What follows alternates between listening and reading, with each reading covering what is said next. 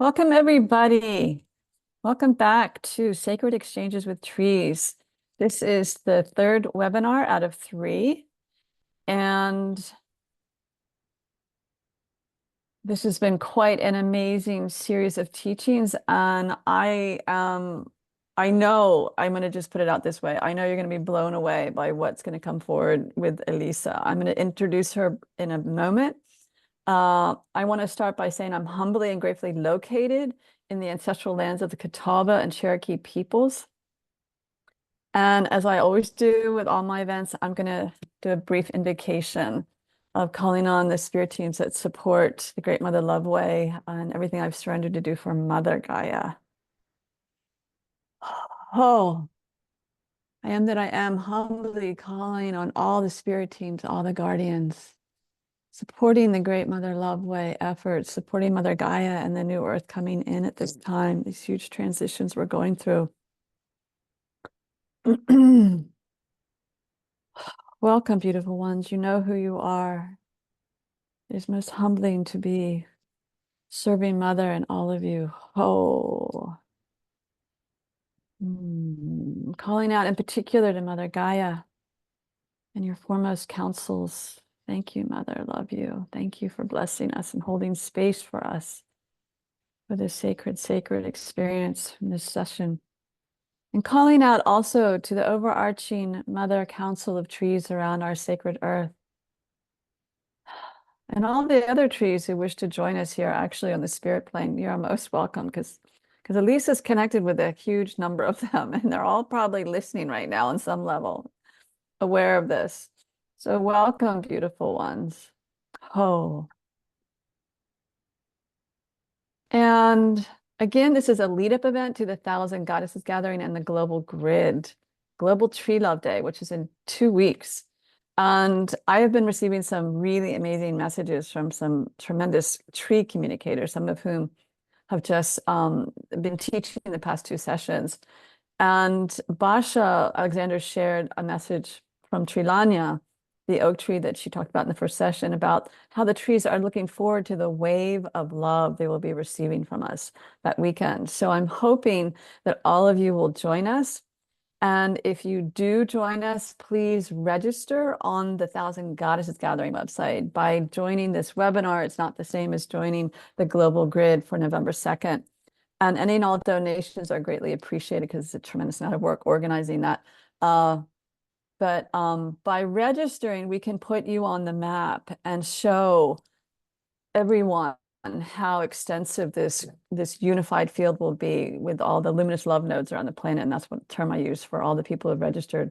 And there'll be others who are going to be involved who aren't registering too, given. But I'm encouraging people to register because it's really tremendous. So before I introduce Elisa, something happened this morning, and I need to share a little story. So I got up early to check whether there are any new registrations and other things I need to deal with on the computer, and my computer was not operating very well at all. And I thought it was internet issues. I was starting to get concerned that we were going to need to postpone the session because, they're still rebuilding the cell towers here. We're still recovering from Hurricane Elaine.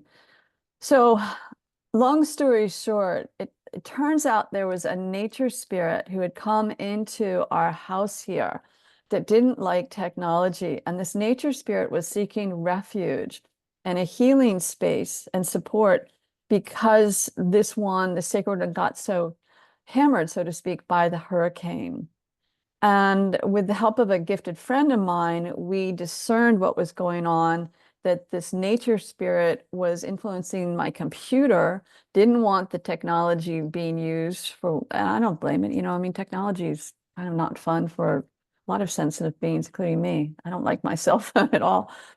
But what happened was, for the past few years, along with some other friends of mine and those who hear about it, and the invitation actually is out to everyone listening right now, is because this hurricane was so huge and the energies were so, I don't like to use the word devastating because it depends on your lens on why this all happened. but the trees got really affected. They couldn't feel each other and hear each other's songs. And the nature spirits have gotten very, very traumatized. And so prior to this hurricane, I had put a call out a number of years ago for there to be a nature spirit healing station here in this ridge area, in this close by. And other friends of mine who have been hearing about this opportunity to request this on the spirit plane and work with the nature spirits have also been asking for nature spirit healing stations where they live. So they're in South Africa, they're in the Netherlands, they're all over the world now. And so we called for a nature spirit healing station to be reestablished. And then this wounded one who didn't like technology that was in our space was able to go there to receive healing. And then the call went out to ask the overarching nature spirits of the planet to create or recreate more nature spirit healing stations wherever this hurricane has really hammered the energies of the land and the trees and their homes. And so I'm sharing this with you because any of us can ask for this. And all you need to do is just put a call out on the spirit planes and ask that in your region that a nature spirit healing station be set up. And you can call on Manana Lear to help you. He's one of the ones I work with. You can call on Kernunos, or if you know Pan, call on Pan. I'm not special, really. Anybody can put this request out, and the nature spirits have gone through a lot over the past thousands and thousands of years. And I mentioned last week the dryads that live in the mature trees that need help when a tree gets cut down. So what also came forward is in the replay email, I'm going to put some information about 2 different webinars that I've done with an extraordinary nature spirit mystic friend. Some of you have done the webinars with me. And the first webinar is called The Nature Spirits Invitation. It's pre-recorded. The second one's called The New Earth Gardening and Other Good Fun that we did this winter. And I'm going to offer you a discounted rate. The invitation is to learn a lot more about these sacred ones because they're part of this sacred earth that we live on, and they're calling us back home as the trees are. So I'll leave it at that. All the information will be in the replay email. I was definitely guided to share this story with you all. I was really stressing a few hours ago that we weren't going to be able to do this webinar. But this one is now being healed. His frequency's already changed into a more harmonious one, and I send him love, and all the other ones that are finding these healing stations to recuperate. Oh, okay. On that note, it is really an honor to have Dr. Elisa Novick with us today, and I'm going to share a bit of her bio.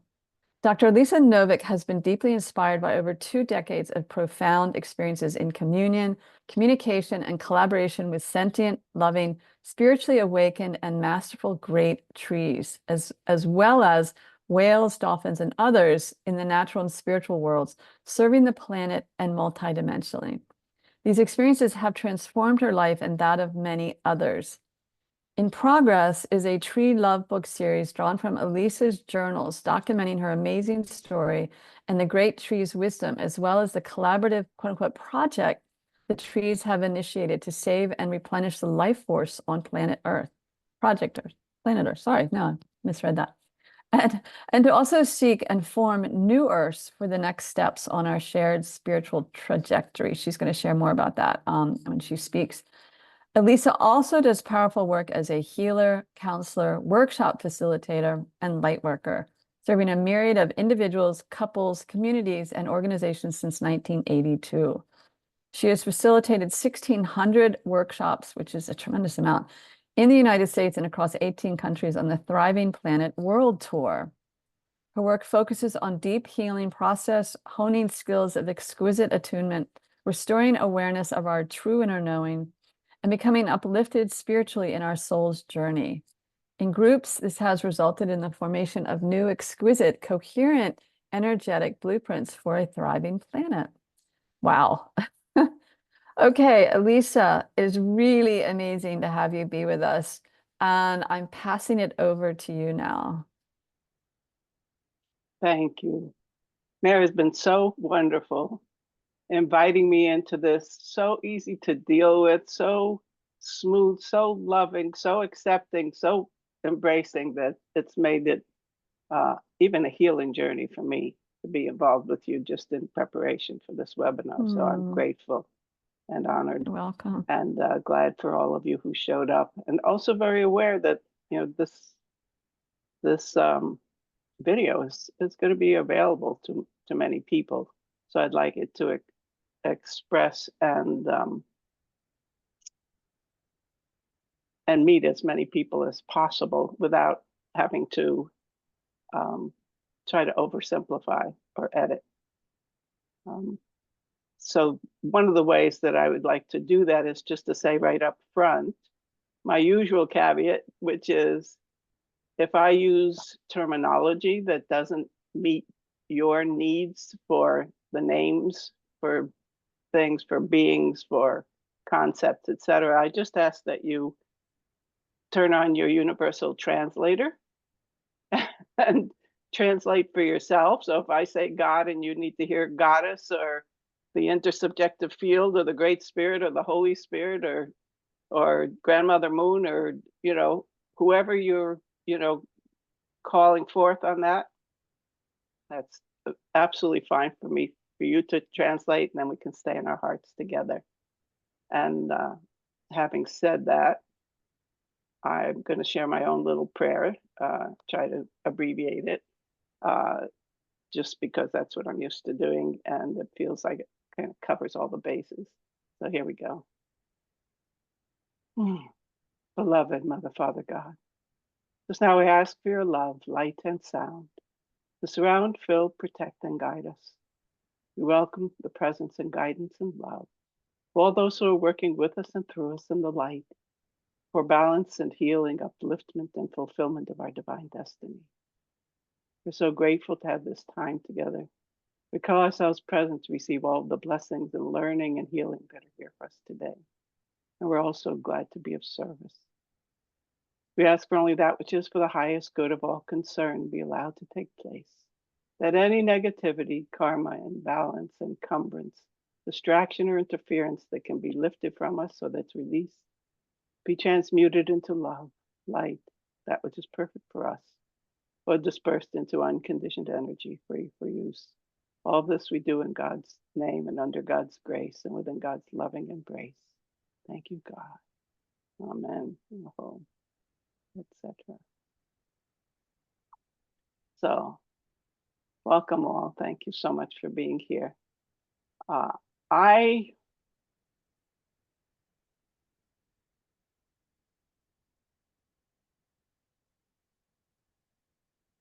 have so much to share, some of which I've been holding back, thinking I've got to get it out in the books.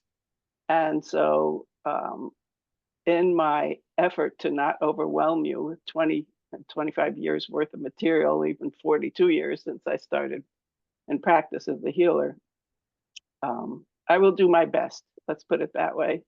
And so one of the ways I was thinking that might make it easier for all of us to be in the presence of such a possible deluge of information would be, how about, and of course you're welcome to do this or not do this, that each of us takes us into our inner worlds to a place with a tree, a favorite tree, or a grove of trees, a place in the forest, or even just one tree that maybe you've made a connection with.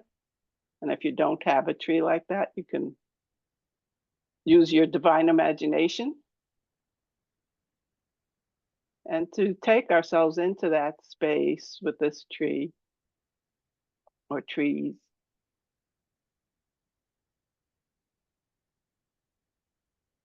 Feeling the peace here, feeling the love here. And take a little walk around. If you have a tree with space around it, you could imagine yourself walking around your tree, and you want to send out all of your senses, your inner monitors, and find a place that feels like, this is where I feel the most at ease, most at peace, the most loved. And make a way for yourself to sit there or lie there or stand there.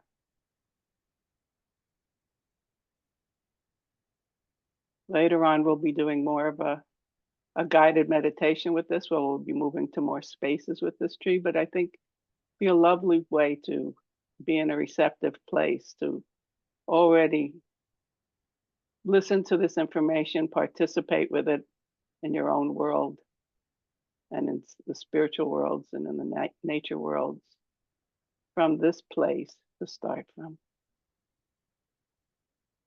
And I'm going to just tell you a little bit about my history.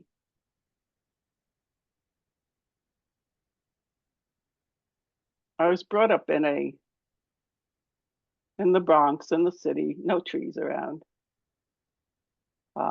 in a household with my mother was a strict Jewish atheist. We weren't allowed to believe in God. But I did have very deep feelings, and I grew up as a violinist. And I hadn't remembered this, but I got reminded about it. I remember one day sitting up and lying down in our apartment in front of our large teak stereo set, which is how they grew them in those days in the 1950s. And this is probably 50 or 6, maybe I was 10 or 12, 60, 62, I don't remember. 1962 or earlier. And I was lying on my floor, on the floor, and I was listening to a record of the Brahms double violin concerto and the Beethoven triple concerto. And I was feeling my body vibrate with these big speakers right next to me. And it was like this childlike passion that I was just like, my chest was like heaving with this music rolling over me. And I had no idea now, when I look back at that many, many decades later, the council trees, a group of trees that a couple invited me to talk to, would tell me that in that moment, when I was listening to that music,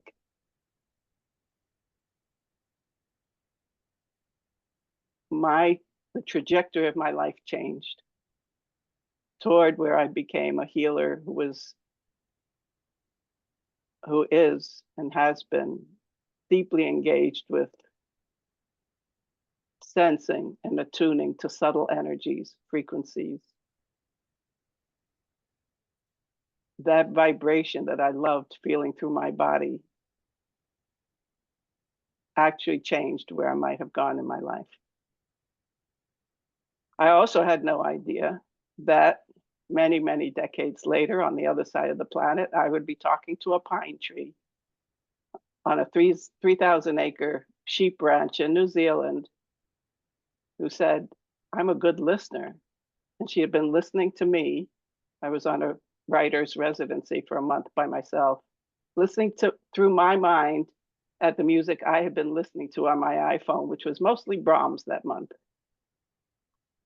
And we had an incredible discussion about Brahms. And she knew everything about me, and we even talked. It was the most emotional conversation I've ever had. We talked about Brahms. We talked about my childhood. We talked about me not being able to play the violin. And she talked about, which I will read a little bit to you later, about how God uses intervals, and God and the Shekhinah, the feminine face of God, work together to create the universes using intervals and rhythms and sound frequencies, and how that it was so exciting to her. I also would find out many years later that I had been a student of Beethoven, so it all kind of comes around. So I jumped ahead a little bit in my story, but I just wanted you to get a sense of where I came out of. I wasn't brought up in a religion. I wasn't even allowed to feel religion. And yet my spirituality came forward over the years in new and different ways. So I'm going to be sharing stories of what I've experienced and done with trees. I started as a healer in 1982, and it wasn't until 20 years later that I truly became involved with trees. There were things that had started that off in the late 90s when I was introduced. I was running an infirmary for a large dance camp, and two young men took me to visit a white pine on the hill and showed me how they worked energetically with trees. But I had already been developing methods of attunement, which for me is the most important thing, that the whole name of this game is really about awareness and about increasing our awareness. And I love learning and engaging with a multidimensional universe.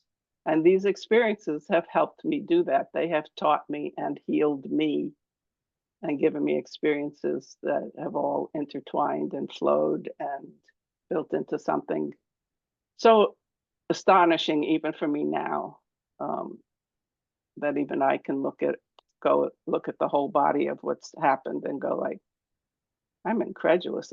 How could anybody believe me?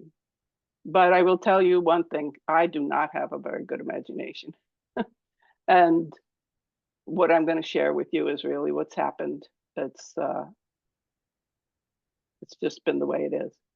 So the three main methods that I've used to attune until I started to get more and more information happened. It started when I was training as a healer at a place called the Center of the Light, and I would hear a teacher say something like, and a still small voice told me to pull the etheric arrow from a previous lifetime out of this person's liver, and then after that they were healed of whatever.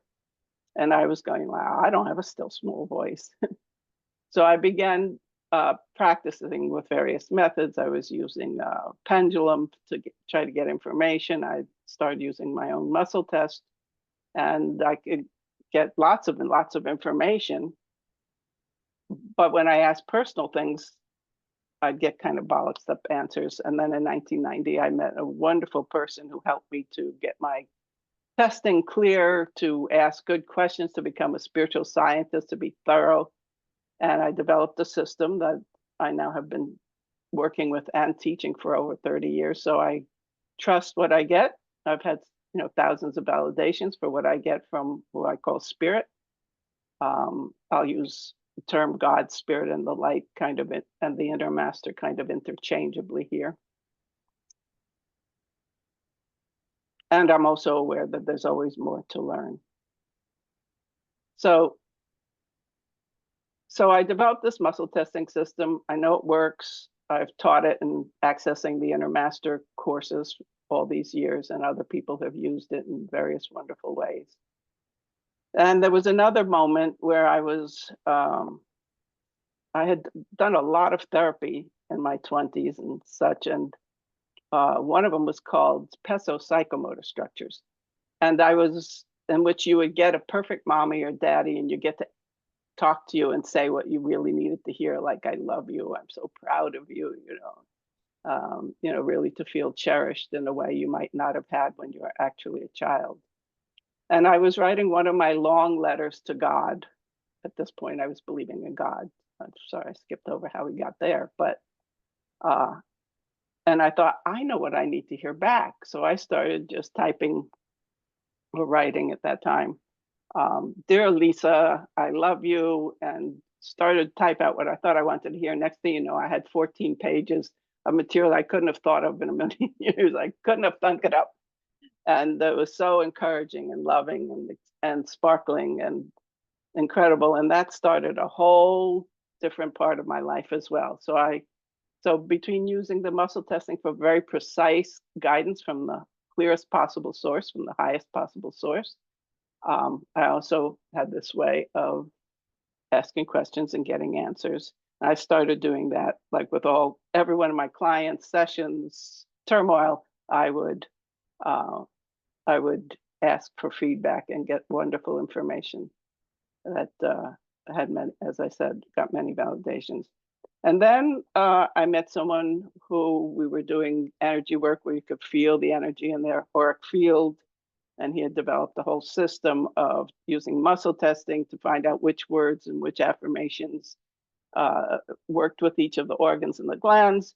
And then this other person who helped me with the muscle testing also I started learning about feeling energy in space and how you can move from space to space in a room or in relationship with another person, and incredible information would come through that way. And this was 15 years before I heard about family constellations and systemic constellations, which many of you may be familiar with, that also work spatially, and that you could literally, using the spaces between people in a room, or you could even do it in your mind's eye, to transform the underlying patterns that inform reality. So those were my main things. Once I had all that, then I started getting much more words and concepts and images and memories and things like that. And so that's been a big part of this whole journey. So for any of you for whom this is quite unfamiliar, I just suggest in your forest place, wherever you are, or with your tree, just to be open and check it out. You know, if in doubt, check it out. If you have an inner skeptic, you know, give them a place to explore. So.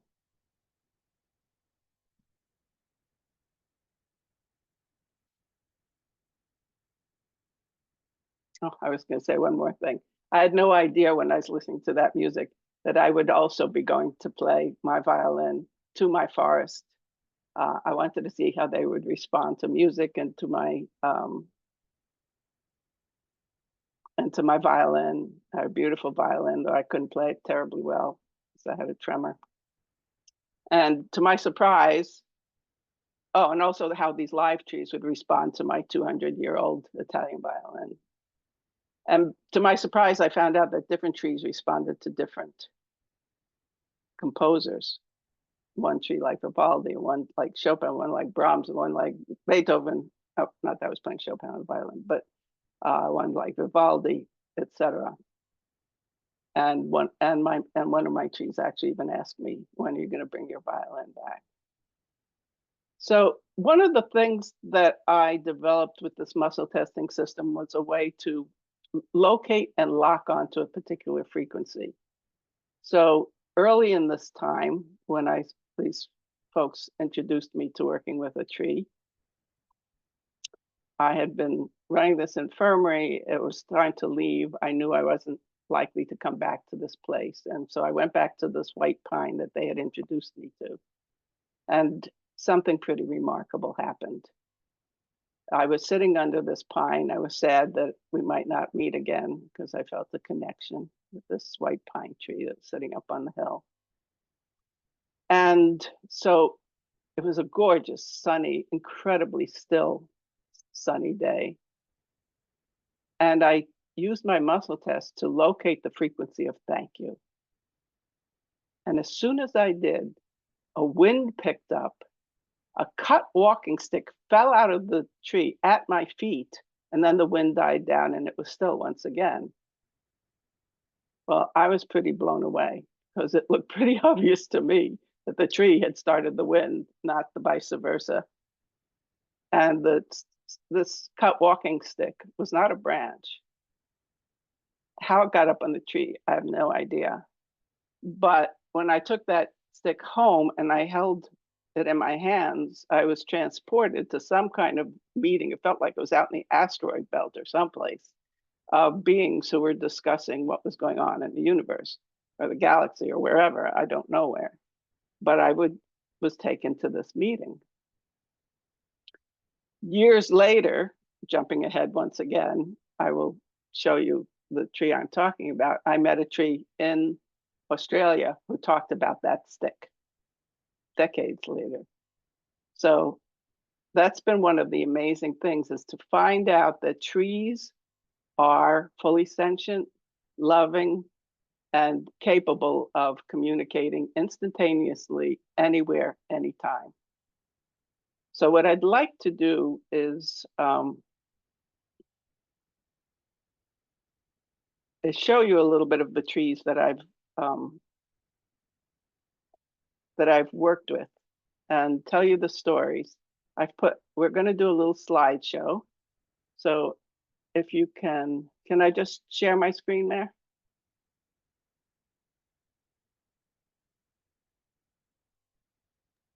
And yeah, the floor is yours. Okay. doke. Let's see, how do I do this? How about like that? Okay. So the way this all started, well, I'm not going to go to where it started. I already told you a little bit. But the way the big part of this started was in 2002, I believe it was. I was invited to a friend's 50th birthday weekend in the country and put on this, the woman who was hosting it had two properties. I was placed in one of them in order for overflow housing, and got there late at night. Next morning, I walked down a little path by this cottage that was way out there. It was like down a long driveway off a long dirt road, long dirt driveway off a long dirt road. And I'm walking down this mossy path, and suddenly I feel a wave of love come to me like nothing I've ever experienced in my life. It was emanating from an oak tree, a noble, amazing, incredible oak tree. And I'll show you a little photo of this tree. So what I did once I got over, I mean, I was practically wailing, crying. I was met with so much love like nothing I'd ever experienced. Once I got through this, I just used my test and I asked, who this was. I had developed certain scales, and on my scale of 1 to 10 of human consciousness, and if you think each number is exponentially higher, and I've only met 2 tens in my entire life. I asked, on my scale of human intelligence, how intelligent is this oak tree? And I got it was a 16. And I also got that it was working in the cosmology I work with, a physical, astral, causal, mental, etheric, soul. It was working in the soul level in the positive realms of light, and it was working for God. And I asked, well, is this a teacher for me? I already had a teacher. And I got, no, this is a partner you can work anywhere in the galaxy with. So that started something that changed my entire life. I told the woman who owned the property what was going on as I got closer to this tree, and she came and she looked, and I said, now that I've met this tree, I can work with him from anywhere. And she said, the tree didn't like it when you said that, and she made the property available to me. So I got to be there for quite a few years, many years. I can still go there now and then, though someone else owns the property. And so I just started having incredible experiences in this forest. First with this noble tree that called me up to my highest and best always. I put my hands on his bark and I could feel like this whoosh, like I was being read in my totality. At first I was a little nervous. It was like, no, this was safe, but it felt like it was going down into some kind of root ball computer, biocomputer of information. And it met something in me that had always, always needed to be met. And that was the feeling of being known beautifully, accurately, lovingly. Shortly after, I was walking into the cottage and another tree called to me. Actually, I'll read you this while I've got this up on the screen. This came from the oak tree. Wait, I should back up. Sorry. For many years, I only talked to my guidance, the inner master, about the trees. But over and over, they would tell me, you can talk directly to them. So, which I finally started to do. And I started bringing tree love workshops to this forest. And after one of them, this is what the tree said: you can't feel it all now, but now there are buttons installed to allow you to climb the heavenly stairs more cleanly, easily, lovingly. The changes were necessary in order to become an engine or vehicle for light to travel through smoothly. You become fashioned after angels and other beings that can move easily through realms of light and explore the different layers of consciousness without meditation or premeditation. Just think, even faster than that, and rise and move anywhere now. So this blessing is for all of us.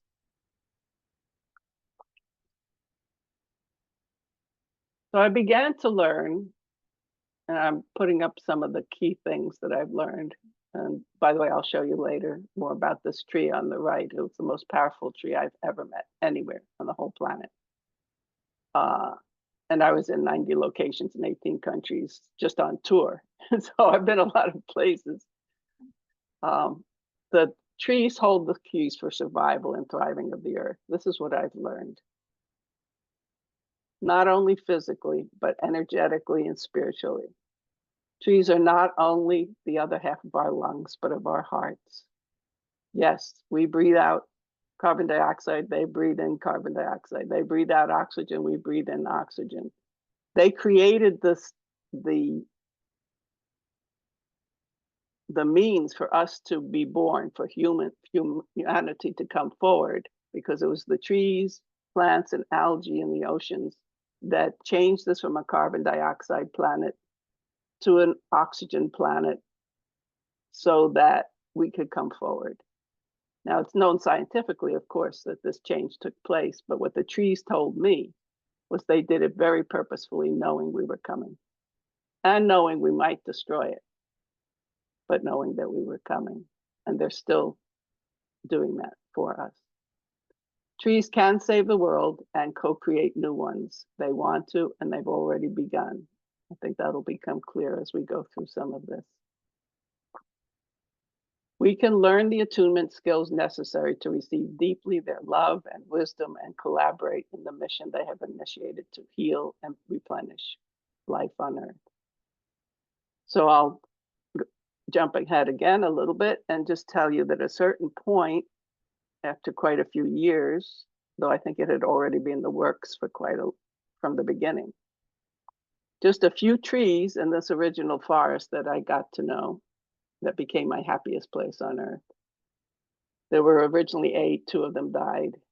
So there were 6 trees, and they basically informed me that because of the love and consciousness and awareness and interactions with me and with people that I brought for the tree love workshops, they were called Tree Love Heart of the Forest, that they had made a decision to try to save and thrive, re-thrive, replenish the life force on planet Earth, and that they were going to collaborate with that.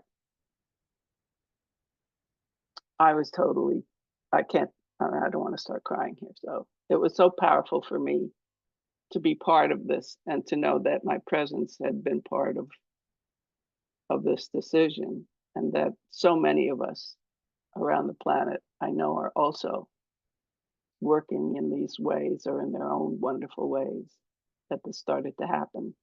Because as I met trees, as I traveled around the world, more and more trees signed on to what I call the project. And at this point, according to my guidance, we've got over 40 million trees, 2 million whales and dolphins, and many, many others, people, crystals, other beings on this planet and in the spiritual worlds who are in this project that I will talk more about. So that's kind of the basic premise. This again is another picture from a tree love workshop with my oak tree and some of the ideas that have come forward out of this. We're multidimensional. Each one of us is an interface, a portal between the worlds. I learned this because I realized the forest itself was a portal, was an interface that you could move from energy field to energy field. And in the workshops, I teach how to sense energy fields if you don't already do that. And people could get that. They could learn that. And I found other places, special places in various places as I ended up traveling the world, where I found these special portals. We do this all the time. This is not something woo. Well, it is woo, but but it's something we do all the time. Even when we go to sleep at night, we're going through a portal. We're interfacing with other worlds. Many of our dreams are just dreams to process information, but there are others that really we're traveling in the spirit, because we have very little idea of who we truly are when we're here. We are limited on purpose, good purpose, and also some perpetration of negative purpose, but we are limited in knowing who we are. And this is another thing I have learned by having these experiences, that in the spiritual worlds, there is so much more to us than we have any idea. And we can become more of that as we place our attention into that. So if you think that maybe right now you're aware of only a few percent of who you actually are, but there are worlds, you still exist in the divine worlds, in the spiritual worlds, or in your spirit or in your soul as a god, a goddess, a grand cosmic master. We're doing much more than we have any idea. So in our exploration, I always advise, as was advised to me, that when you're going exploring, just pray, ask whoever you ask for only that which is for the highest good. You can ask for protection, anything else you want, but know that this whole game here of us, our lives, how we work through karma, all of those things, is really, the game is rigged in our favor. And we are loved. We're always loved. And really what this presentation is about is becoming aware, even more aware, that we are loved. We are the beloved. And once you really get that all of the universe is sentient, loving, which I've gathered this information over 24 years, and I know many of you are also gathering these kinds of information.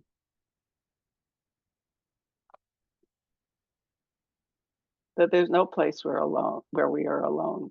The separation is not true. Once you get that there can be trees that are loving, there are friends everywhere. Once you sit in the place you're sitting right now and really allow yourself to take in that you're being surrounded with, breathed with loving, that's really all that matters. And it is the great healing force. So here's another photo of a tree love workshop with my partner Oak. This is a graphic I did with my partner Oak. I had a lovely experience. I'll read to you here. I'm not sure how easy it is for you guys to read what's on here. I put a lot of information, more than you're supposed to put on the slide. But well, I'll just tell you the story. I was doing my spiritual exercises at home and sent my consciousness to visit the oak. I don't remember why I did it. Actually, I just reread this. I thought it was because I couldn't sleep that night. And I felt the oak just waft me up, that I felt myself being lifted up the tree in this gentle wafting slow motion until I was held over his crown. I experienced him as male, although told me he was both male and female. Over his crown, like right in the tippy tops of this tree. There was no sharpness, of course, because I wasn't in a physical body, but it was like a gentle tickle, so light, sweet, with tenderness, exquisite gentility, delicately pleasurable. And he wafted me down the lane to the other trees that I was now working with. And for a little while, I was just being bounced ever so gently from treetop to treetop, like a baby being bounced in the air. The blessing tree down the lane bounced me for a while with such a tender mother's touch, deeply healing. And as I remember it, after being bounced so gently, I fell asleep like a little baby in peace. Now, what this taught me was there was a lot more to this travel thing, to imagination, that we have a tendency to go, oh, that was just my imagination. Well, yes, we do. We can fantasize things that aren't actually happening. But my encouragement here with this is to really get the possibility that what we imagine is creative and can be used creatively. There's much that I've done here that it was almost like I created it out of whole cloth, but it never was. You know, I decided I could get information from spirit with my muscle test, but it happened. It wasn't a fantasy. It was a reality that took place because I was willing to check it out. So yeah, so I the next tree I met called to me as I was walking to the cottage. I later called her the Secretary Maple because I got immediately tuning into her. I could feel her call to me like, notice me, that she collected information from around the world and sent to others like my partner Oak and our other tree friends to understand the universe and to grow their little ones. That they and to grow their little one. Oops, I missed something here. My apologies. I'll tell you about her more. That she collected information and it would get sent out. In my mind's eye, I saw something that looked like fireworks coming out of her crown. Later on, she told me, years later, when I was finally talking to her, the first time I talked to her, she said, this formation of words is not so easy for me, but I should be good at it because after all, I'm the secretary tree. But she told me something I didn't know, that she was a double being, that we have been together for eons, traveling the spaces in between and collecting information and processing. It is used by others like the oak and his friends, to understand the universe and grow their little ones and send out packets of information in blasts of light segments. No one knows the extent of this vast information system, except that it goes on forever and gets collected in some vast repository that understands its meaning and can call forth from the imagination of all combined new worlds, new existences, new possibilities. Infinite possibilities and combination of factors get taken into account. I am a small part, but have gotten powerful beyond measure, partly due to your influences. Now, what she's referring to there is that when I first met her and got that she was collecting and dispersing information, I used my muscle test to hold the highest frequency I could possibly reach to.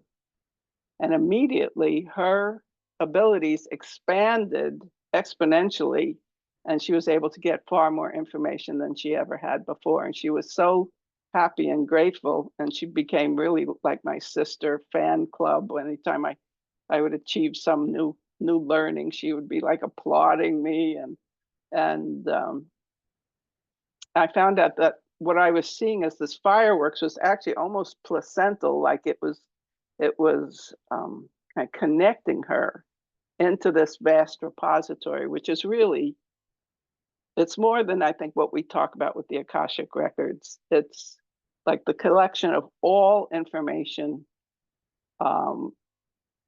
everywhere, and it's fully conscious and updated.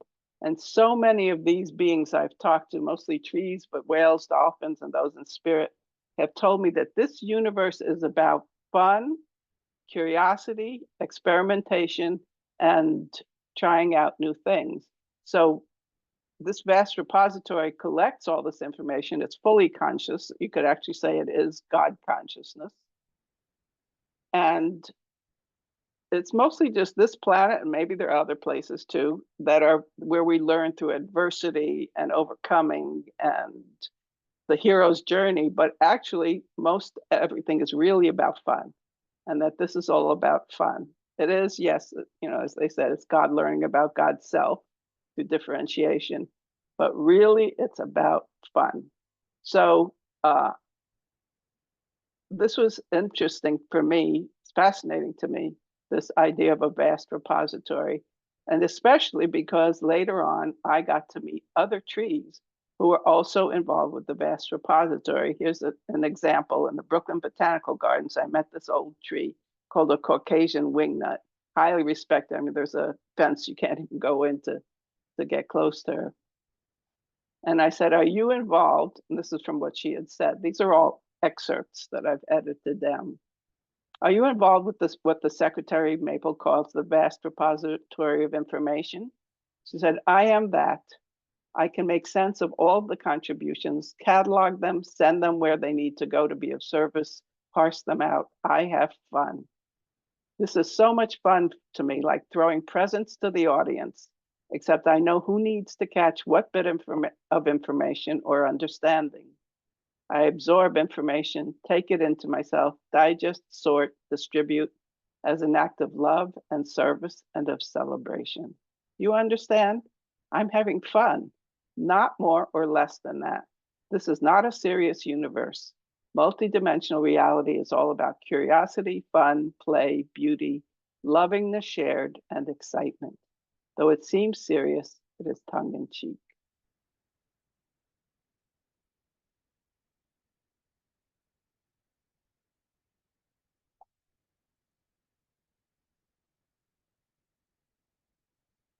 Let's see, I'm sorry, I've gotten mixed up a little bit with my slides here.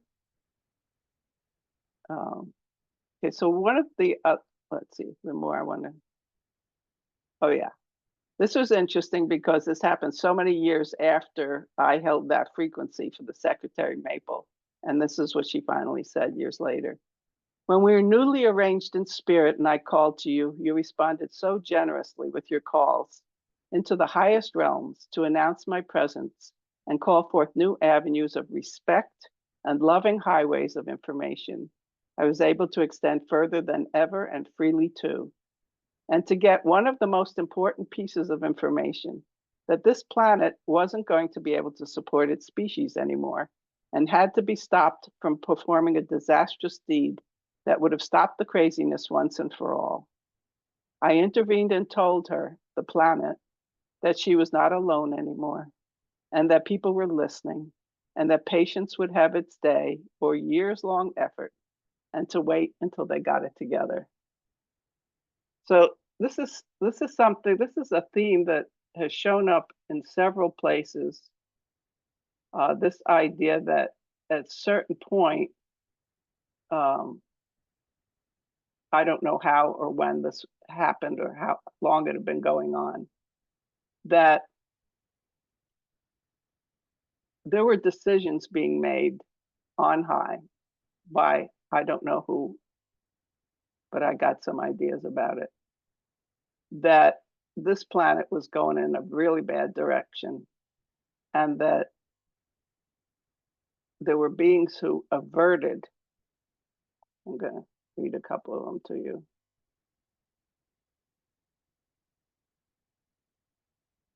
Averted a death sentence. So the Secretary Maple said she went to Earth, asked to give us more time. Then just this week, perusing all my information, I found a recording where I found my partner Oak in talks with the sun, doing the same thing, saying, there are people here who are conscious, who want the healing, give them time. Then a tree that I met in Australia, I said, my forest is trying to save the world, the life on this planet. She said, I've already deduced their presence. Their goodwill is challenging the death sentence that is on this planet, and it is responding by putting forth new growth. I asked, how did this death sentence come about? It was a combined set of circumstances that led us to believe that this planet was dying and couldn't support life anymore and would be snuffed out in a generation or two. But the springs of hope and new vigor have come forth, a regeneration of sorts.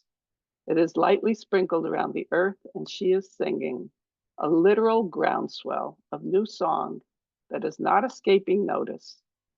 As she comes forth, there will be a resurgence of life, but it needs to be continued, refertilized, so to speak, and not lose heart, not lose ground.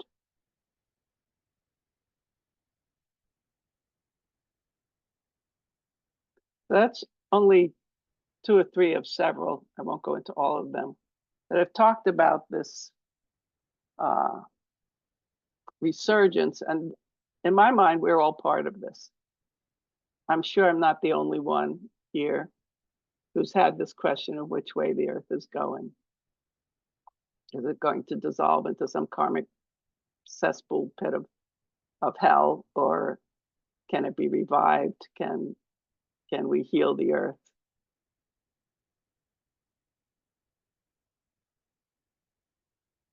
A big part of this that was mentioned in these quotes that I've read to you has to do with the sound of the planet. And what I've been learning is that just like a physical body makes sound or has a frequency that can indicate its health, dolphins and dogs are pretty good at noticing this with people I know. And if it's the body's in a state of chaos, toxicity, could be emotional, physical, etc., that there are little beings, we can call them bacteria, viruses, were designed when the body can no longer sustain its integrity to dissolve us back, to compost us back into the earth. When we change that frequency through love, through health, through doing healthy things, loving things, forgiving, letting go, the sound changes and life can continue. The same with the planet. The planet gives off signals. Many of the beings I've talked to, and I'm talking mostly trees, but in spirit and whales and dolphins, etc., have said it's about the sound, and that we can and we are healing that sound. So I think there'll be quite a bit more of that that comes in as we go along here. And I'm realizing I've barely gotten going here, and we're already almost an hour in. So I will continue. Show you. One of the reasons I'm showing you the photos of these trees that I'm talking about is so you too can attune to their frequencies.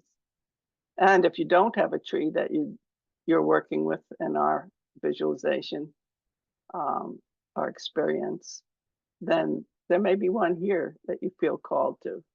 So one of the ways that I do this, when I come up to a tree or a forest, is I just look and I see, I scan, and I can feel, like you look at a number of trees, if you allow yourself to imagine, there is that they have different, each one has their own personality, each one has their own abilities. You can just begin to discern, like, oh, this one feels like it has this kind of personality, and this one feels like it has this kind of personality, and this one feels like it has that kind of personality. Don't put that down. Just take it in as information and see where you go with it. Often it's your first impressions that turn out to be exactly what's going on. So when I meet trees, or I feel that call for trees, particularly it's the larger, older ones. Those are the ones that are spiritually awakened and communicative for me. I know that's not true for everyone. There are people who tune into young trees. But for me, it's the ones that reach that soul level of frequency and that may be working, on a planetary or beyond scale, and that I can communicate with. And it's always the ones that, I feel like I have some kind of heart connection with or sense. Sometimes I'll come up to a tree and I can feel it jabbering away, like, take out your computer, write this down. Right now, I've had friends who've said to me, literally, oh, don't tell people you talk to trees. Just tell them that you get a feeling from a tree, you put your own words on it. But I will tell you, as I said before, I don't have much imagination. I don't put words on anything. This stuff comes in word for word. Not everybody gets words, but whatever images, sensations, subtle changes in your breath, your skin, your sense of self that come in, these are the ways that people notice differences. So this is another tree that I met in this first forest I call my original forest, the blessing tree. You notice that there was one particular spot in front of this tree that when people stood in at that spot, that blessings would be poured down upon them. And we could feel it. People who took the workshops could feel it. And there were people in that workshop that I know over the years, their lives changed after that moment. And they were able to go on to something much greater that they'd always wanted in their lives. So this blessing tree, some people feel her as motherly or queenly. She bestows blessings on all who stand before her. She said to me, our development spiritually and consciously is all important. As we develop new abilities and can bring forth great wonders energetically and also to the physical manifestation.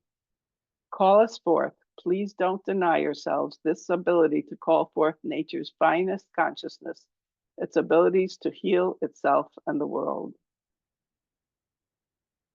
What's important to me about this is that it seems that it's the interaction between us and the trees and others that matter. I have a mentor who had painted on his wall, attention thrives. When we give attention, when we receive attention, we thrive, we bloom, we come forth. And that's what's been going on. It was like when I first met that maple tree, it was like I was here, she was here, and then we keep taking each other higher, and that keeps happening with each of these trees, that more intelligence shows up, more formation, more clarity, more integrity. And in this particular forest, what I noticed was that it started to form what I call spiritual infrastructure, that different areas took on different functions. So, for instance, one day I walked into the forest and I walked down to a certain point and I felt myself kind of come against it was like an energy bubble, the edge of a bubble, because we all have energy fields. But this was a larger field. And what the trees told me, what it looked like was almost like a big blimp out over the forest, but it wasn't really quite accurate. But what they told me was that they were forming something that we've called, for lack of a better term, a spaceship, kind of a spaceship of ascension. It's energetic, it's clearly not physical. But as I came into the forest month after month, year after year, that spaceship began to take on more and more form, even to a place that I call the airlocks. Like you come to these two trees and you have to move very slowly, like airlock by airlock, because as you move from spot to spot, the energy would just, I'll just say, when I move in, it's almost like each one I'll get some kind of clearing and upgrade, clearing and upgrade, clearing and upgrade, until I go through the final airlock into the space of the spaceship. And interestingly, once I forgot and I just blindly walked through the airlocks into the space, and I got a headache because I wasn't prepared. It's like I was getting these upgrades in order to be in that higher energetic frequency that was being held in that space. And so there were more and more parts to this, and more parts to other parts of this forest. There's one place that we found a tree I called the nanny tree, and she seemed to be a teacher for young souls, and I got that I had been there as a young soul. But later, people came through that I was working with, and it started changing and forming all kinds of incredible energy paths, like seemed like going through the galaxy, some kind of wormholes. And then we called her the universe. We called that area the universe city. And then another point, I was told that it was very easy to travel in time there, and I was taken into a future, and I had a wonderful vision of something happening in the future, and not just this life, but a future life as well on this planet, where I would come back and visit. There was a fellow who took the workshop, Tree Love workshop, who said he couldn't feel any energy when he came in. And he had been working for decades to save old growth forest. And he'd walked in with his walker. He was in his 80s, 70 or late 70s or 80s. And at a certain point, he said, "Oh, we just shifted from the universe city into the spaceship." And I was blown away because I hadn't noticed that the two fields had grown and were now abutting each other. And he noticed the change when we went from energy field to energy field. And that blew my mind. And even more so when he walked out without his walker, carrying all his gear, which he couldn't do in the beginning. So that was really neat. So anyway, these things happen. The more consciousness we bring, the more refined the energy gets, the higher it gets, the more protected it gets, the more higher frequency colors that come in, all kinds of things. All right, so let's keep going. Mare hasn't stopped me, so I'm going to keep going. This is another thing about the blessing tree. She told me in the beginning that this was a dwindling planet, and since their spiritual growth was so important, that she was traveling through the cosmos or through other dimensions to seek a new home for the trees to incarnate into. Not because they couldn't exist physically, but because the planet wasn't supporting their spiritual growth. At this point, that has expanded, not just for the trees, but new homes for the people and even for the entire earth. And I won't go into that too much at this point, but I've had several trees tell me that this planet is also being prepared to move on into the cosmos. So, but I won't go into that too much. Hope I'm not blowing your mind. I don't get feedback like I do when I facilitate a workshop, but I'm just throwing it all out there, and you can use what works for you and let go of the rest. The triple trunk tree I finally met, he became like my uncle. He tracked me everywhere I went. And I noticed that each of his trunks did something different. One was a broadcaster.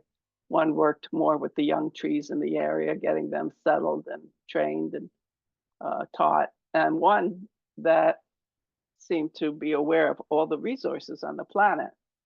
And so years later, when I finally talked to him, he said, "I am many functioned, but all work together also to the good. We catalog resources, distribute energies like electricity, flowing resources, colors, patterns as we deem necessary.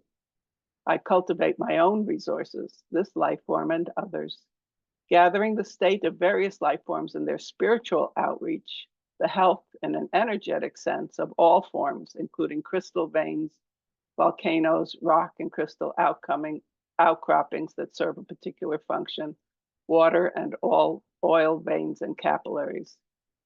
These conditions are all important in order to ring the bell of this planet so that others can read its conditions and also figure accordingly. There are species in other places that watch over the health of the universe and send harmonizing forces or new songs as needed.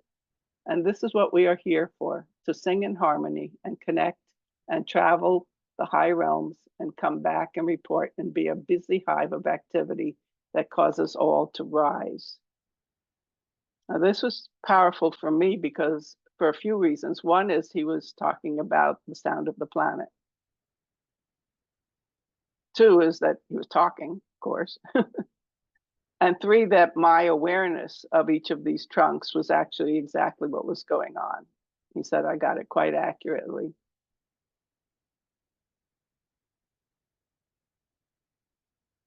And of course, the fact that trees do these things. Trees are conscious beings. If you figure I've got 40 million trees, we have 40 million trees involved in this project, and all of them are 10 or above on my scale of human intelligence. We can't even imagine what they may be doing. And this is what blows me away. I feel like I'm just the networker. I'm just the one, I go places and trees sign on. I tune into a tree and come across a whale, and next thing you know, there are the dolphins and whales signing on. I go to, visit an Aboriginal elder and 800,000 trees sign on. So I'll try to go through this a little bit faster. This again was from the triple trunk tree. You can plant new ideas, put out this word that happiness matters. The positive thoughts and feelings and appreciation of beauty helps us. That recognition of our talents and abilities and loving natures makes all the difference in this world. It is alive, you know. This planetary consciousness or awakening that is spoken of does move through the ground, awakening cells of consciousness that it is time to become more alive and aware and to be a wellspring of life force again. It is not dead or depleted, just not called upon. So call, my dear, and let others know, even a few will matter. Now you remember when I talked about the maple tree, what was it, the blessing tree, also said, call upon us, the blessing tree. Call upon us, call upon us, call upon us. That's all we need to do, really. I mean, we all have different missions, ministries, and ways in which we want to work for the healing and thriving of our world, even just ourselves, our communities. And that calling, that attention placed with intention matters tremendously to all. Okay, so these two trees I call the healing temple. I would just go, this was in my second forest, the Mohawk Trail State Forest, where I rented a cabin just so, because I had heard there were old growth forests there, though I never actually got up to them. And, but there was incredible energy in this forest around my cabin, and it has developed into my second happiest place in the world. So these two trees, when I come toward them, I could feel as I shifted into their energy field and then moved towards them little by little, I would become more and more happy and healthy. And when I stood between them, they would like pour healing energies over me.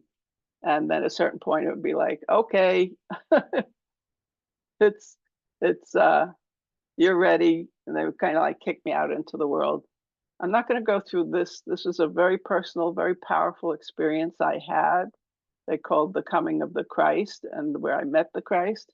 The interesting thing was, and I'm sure some of you have had this experience, I had this incredible experience and then immediately forgot I had it. And thank God I was typing while it happened. And it happened there. Now, the triple trunk tree that I told you about has lost one of the trunks. And if you look in, it looks very black. I think it's probably mold.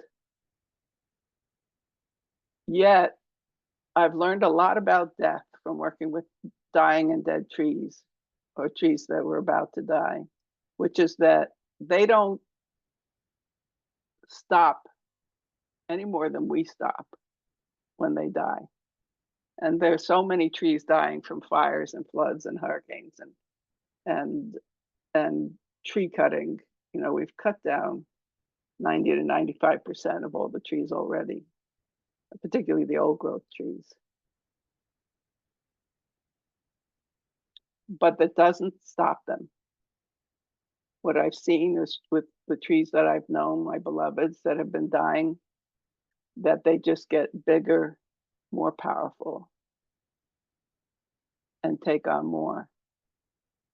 So this triple trunk tree says, I'm a guardian of this forest and others as well. I'm preparing to take our kind to other places in a few thousand years or sooner if necessary. I see to it that all these trees are met with love, find a place to root in the fabric of this forest, and make connections that will ultimately assist them to grow spiritually and advance through the realms into godhood. So I haven't seen this tree in a little while, a year or two, and it could be that he's dead by now, or maybe not. But what I get is that he's fully functional, and that's what's going on. So I hope that will be of some solace to those of you who are seeing some of your beloveds die. This is a tree I've called the traveler tree. What I noticed was that for you meditators, you'll notice why this matters. How you can hold to a place in your meditation. It's easy to fall out, start thinking about something else, and kind of come down. You can't get back up there. This tree, I called him originally the focus tree, and he could help almost like tack your consciousness in place. We had one fellow who took a tree love workshop who was taught meditation, was really into meditation. He spent the whole workshop just sitting with this tree because he could hold into that highest place of his. But eventually I called him the traveler tree after my teacher's energy that he called the mystical traveler, because he could take me not only holding one focus, but up through the realms of light that I had been learning about in the spiritual teachings I've studied, and explain what was going on in each of them. And I brought someone to him that he said was one of the atoms, like Adam and Eve kind of atoms, I think. The trees that were their masters. So trees actually were the masters of the atoms, which was pretty amazing. And trainers and helpmeets made a friendly planet for others to come later and explore and live to great ages. So this is part of how life was formed here and how we came into being. We had to make oxygen, so we turned our mechanisms to the formation of surplus to fulfill the Earth's requirement for anabolic and catabolic processes. This was not done casually or by happenstance. It was a delicate matter requiring great concentration, changing cell structures, and forming new mineral compounds within our cell factories.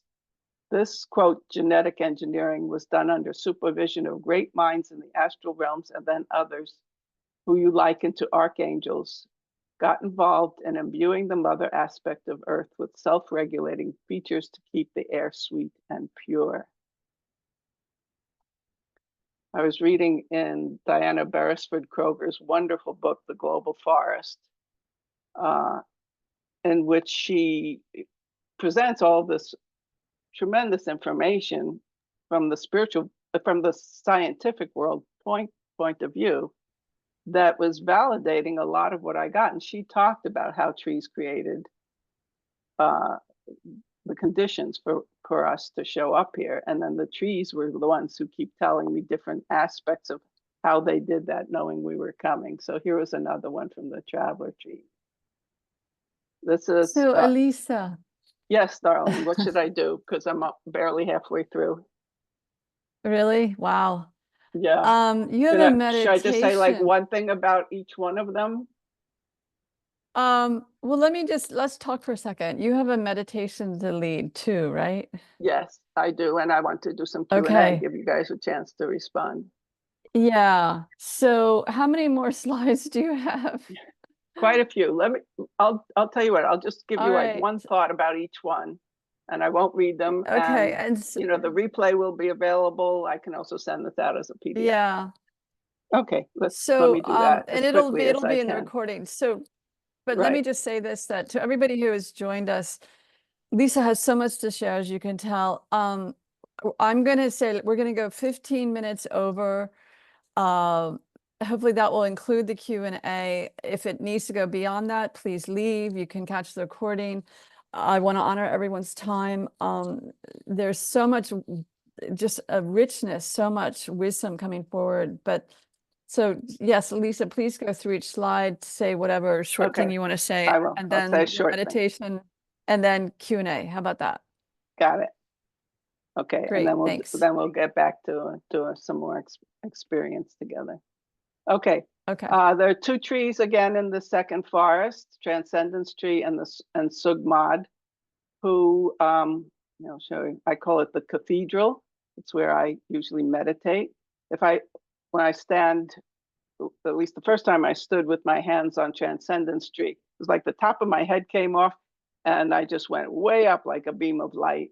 Sugmad takes me traveling in a different way. It feels more horizontal, like flying on a magic carpet through multi-dimensions. So it's a very powerful, wonderful place. Transcendence Tree also gave me a manifesto for humankind, which I won't read now, but it's available. I also want to just mention that I met this boulder there. It's actually the first one I met, who told me a lot of things. And I will tell you one story about the boulder because I think it's maybe the most important, or one of the most important things I want to tell you. That one day, the boulder was my friend, my therapist, my jokester, all kinds of wonderful things. But one day I put my hand on him my hands on him, and he took me into a vision. And we were standing side by side like mates, god and goddess, king and queen, husband and wife. To just set up a preamble on this, I had been noticing that what they call silent forest syndrome was happening in this forest. There were no birds or insects or animals, almost none, for 2 or 3 years. And as he took me into this vision, in front of us, what I saw was a verdant forest with lots of little animals and birds, rabbits and such. And behind that was a sense that there were the Davic realms, the nature spirit realms. And what came to me was that these realms had been receding from Earth, receding from humankind because of our depredations and humankind's depredations on nature. And that because I was willing to stand side by side with a rock as my mate, that we were in effect inviting them back. And I just wanted to let you know that when I came back a few months later, the forest was filled with birds and animals.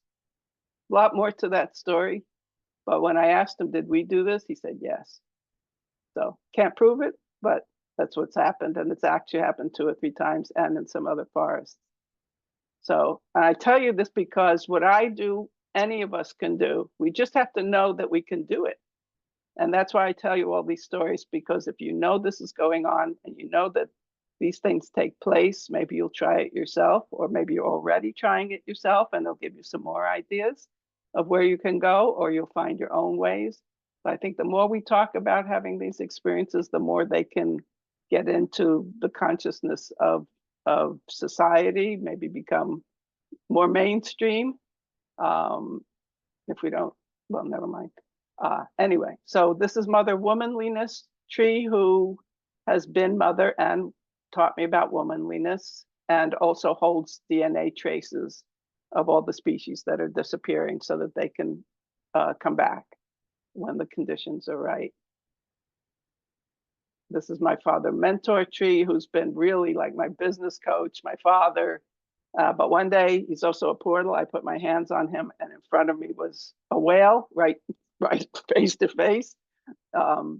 And from there, I also ended up having these incredible conversations and experiences with whales and dolphins. And he told me that this whale was an old friend of his from many lifetimes.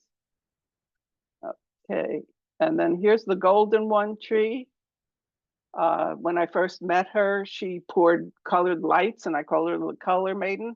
But then at the end of that visit, I held the highest frequency I could, like Elisa the Christ, and she burst out with a burst of exaltation, and white light went out through the entire forest. She later told me, call upon me, when you're traveling around the world, I want to be utilized.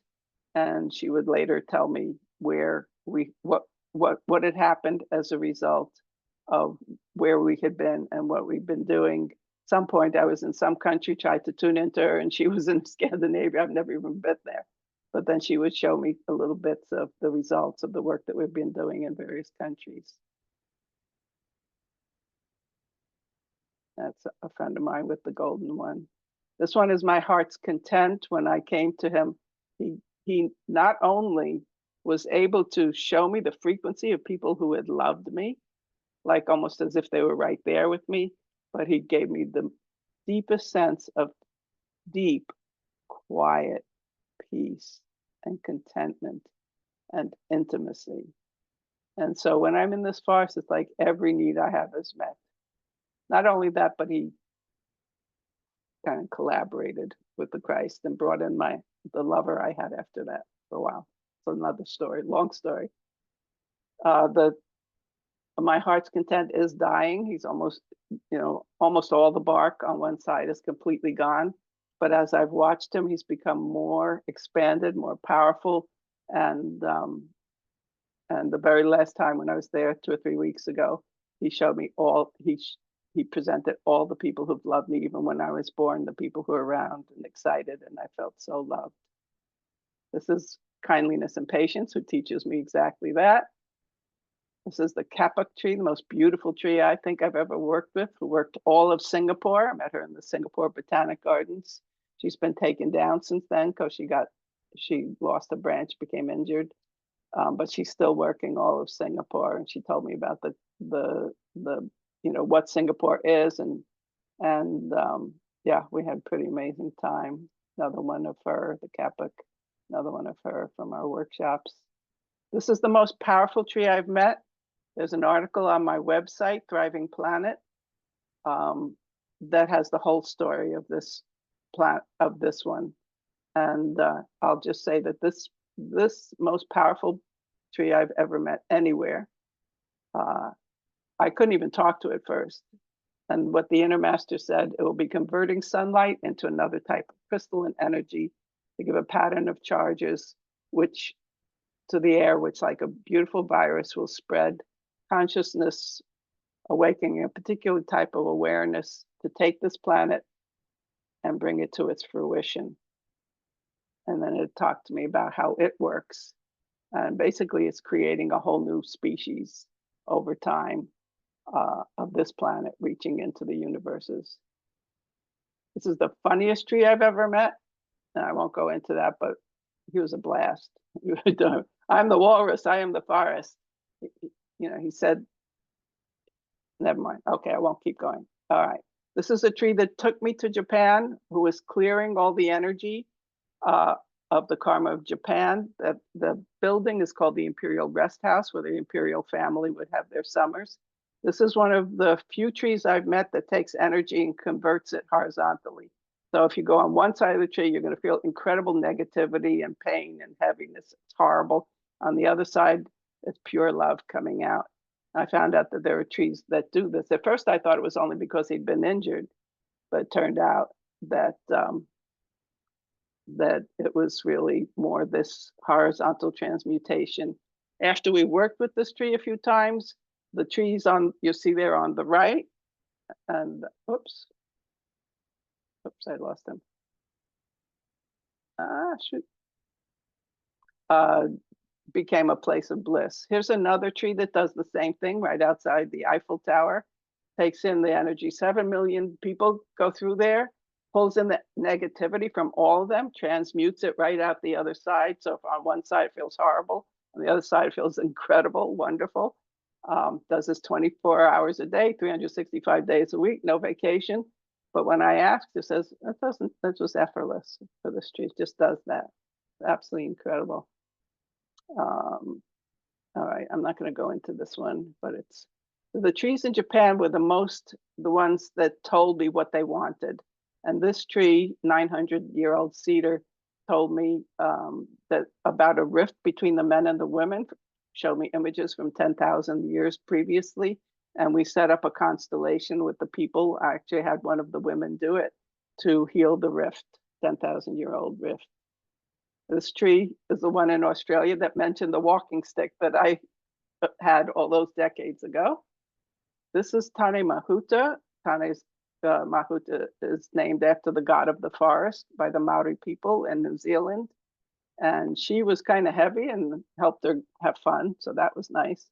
But she and this other, the second largest tree, giant kauri in New Zealand, also named Lord of the Forest, but was definitely a feminine energy, told me that they could literally break atomic bonds and reform them. So they could literally neutralize and all the pollution and bring it into positive form and substance. Of course, most of them have been taken down, but just knowing that they could do that is, and talking to them about how delicious it is for them to do that was really kind of cool. This is a beloved tree from Perth, Australia, who asked us to heal the push towards people being all the same and conformity. And we did a whole workshop on celebrating diversity and differences and honoring that. And this tree, what you're seeing here, you can see how tiny this girl Kriti, who brought me to Perth, was. That you're only seeing maybe 1/3 of this tree. She's so enormous. This was 3 trees that asked us that the fracturing caused by Fukushima, radiation, chemtrails, etc., was fracturing consciousness, and they asked us to come into an absolute oneness in order to reknit the communication channels and the energetics, which we did for the beginners group. Pretty amazing. Okay, I think. Oh, it's funny. It's not the end of my slides, but they're ending. So I think we're done with this part. Okay.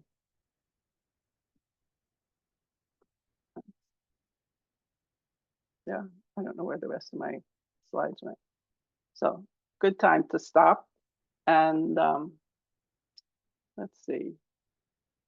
Let's just stay in our state. Let's do some Q&A first. I'd love to get some feedback. And if you have any questions for a few minutes, and then we'll continue and do a little bit more experiencing what I'm actually talking about. So just to put this out there, I think Q&A for 10-15 minutes, and then those who want to stay a little bit longer for your meditation, I feel like that is maybe a wise way to go. Yes. So please put your questions in the chat. Before we address any questions, I just want to say there's a request that people have a copy of the slideshow, the PDF. Let me talk with Elisa about that, because you will get the video and you can always stop, pause the video, and read each slide. So know that that will be available to you regardless. It's a little bit of an extra step or two for us to get a PDF to you. Thank you, Julie. I'm really happy glad to you provide joined. that. You know, just send me an email or text. You know, we will have all my information out there, and I'm happy we to can send do it in a that out. centralized way. Yeah. Yeah. Okay. We'll talk. Lisa, you and I Yeah, can I can talk. just put it Okay. online and send a link. Yep. Yeah, that would be great. Okay, any questions? Who's not blown away right now? My apologies if I've overwhelmed you. No. I've It's been pretty overwhelmed incredible. myself. There was a lot, you know, because you asked me to do this, I started reading through all this, you know, I mean, even just the entries I had that I marked important, there were over 100. And I'm reading this stuff like, I didn't even remember that. Oh my God. Like I forgot that, Right. you know, and how it all Okay, fits together. And Sandra. that's why I've been very awkward, because there's so much to it, and all the ways in which it intertwines is just, you It's know, huge. still It's huge voluminous. and astonishing for me I after all think, these Elisa, years. you're a repository yourself. Sandra has raised a question. Sandra, please Please. unmute yourself. How would you, what if you are grieving a very old ancient tree, like over 500 years old, that was cut down? What would the tree say about that, and how would you heal that? Well, I could tune into the tree that you're tuning into and get its frequency and talk to it, but I think you can also do that. It's up to you. You're grieving. It's just like grieving anyone else. Don't grieve them. Talk to them. Be with them. Be in the present.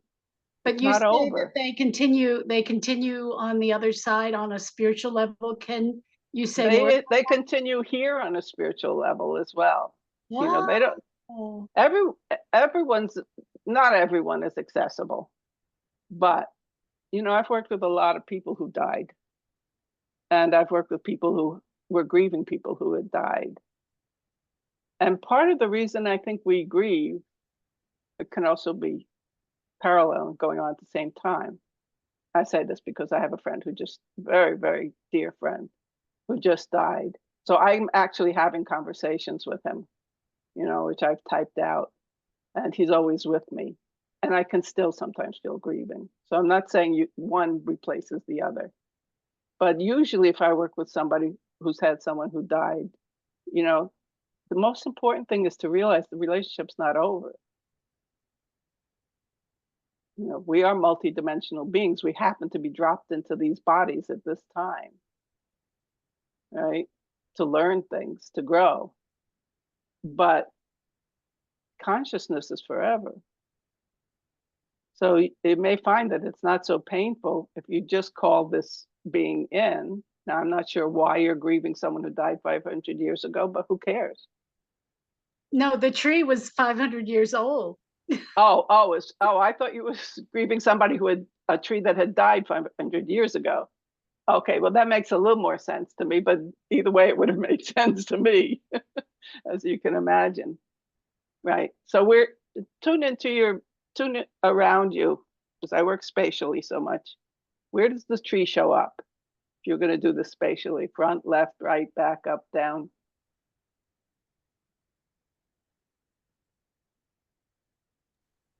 There's another question in the chat. That's okay. No, go You ahead. ask me a question, because this will be Yeah. valuable for everyone. I sense her in your upper right. Tune in and see if you can get that.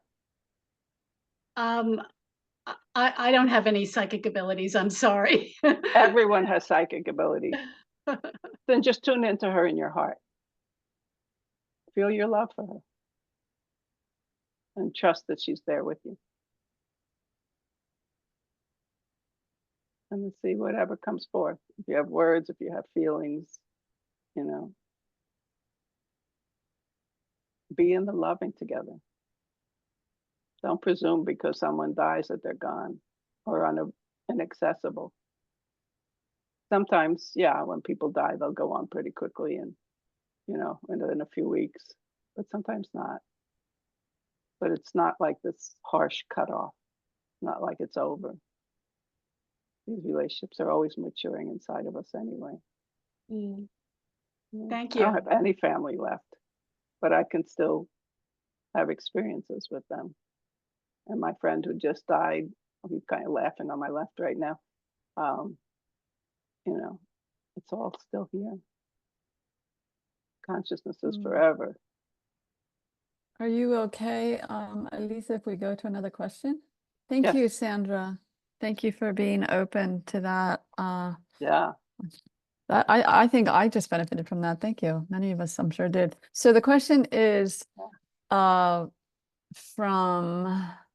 I don't know how to say your name, but anyway, Nilieka, I may have a silly question. A lot of trees around me have ivy growing on them, encircling them, strangling them. Why is ivy doing this strangling, restricting trees from expanding their growth? Girth. Yeah, I think that's not really a question for me. Like I would give that question maybe to Basha and Jim, who did your first webinar. They work much more physically with trees.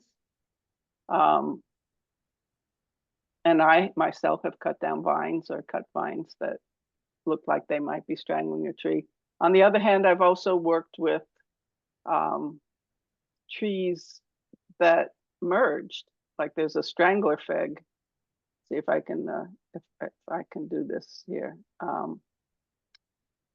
There's a strangler fig. Here's my friend who just died with the strangler fig. Put behind me. Can you see that? Right. Where they think it's terrible that the vine strangles and kills the tree, but actually they merge and they merge in consciousness. So Okay, there's another question yes. from Patricia.